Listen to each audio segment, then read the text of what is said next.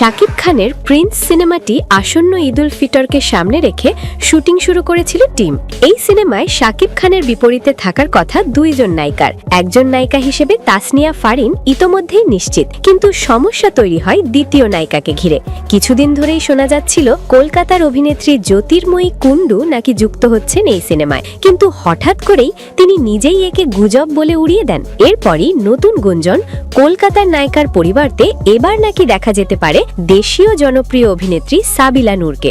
এর পেছনে বড় কারণ, গত ঈদ উল আজহায় মুক্তি পাওয়া তাণ্ডব সিনেমায় শাকিব খান ও সাবিলা নূরের রসায়ন দর্শকদের কাছ থেকে দারুণ প্রশংসা কুড়িয়েছিল। ফলে ভক্তদের বড় একটি অংশ আবারও এই জুটিকে বড় পর্দায় দেখতে চাইছেন। এরই মধ্যে সামাজিক যোগাযোগ মাধ্যমে ছড়িয়ে পড়ে আরও কিছু খবর। ভারতের সঙ্গে ভিসা জটিলতা, শুটিং পিছিয়ে যাওয়া, ঈদে মুক্তি অনিশ্চিত, এই সব কিছু মিলিয়ে দর্শকদের মধ্যে তৈরি হয় হতাশা ও বিভ্রান্তি। সব জল্পনা কল্পনায় চূড়ান্ত ইতি টানল প্রযোজনা প্রতিষ্ঠান ক্রিয়েটিভ ল্যান্ড ফিল্মস।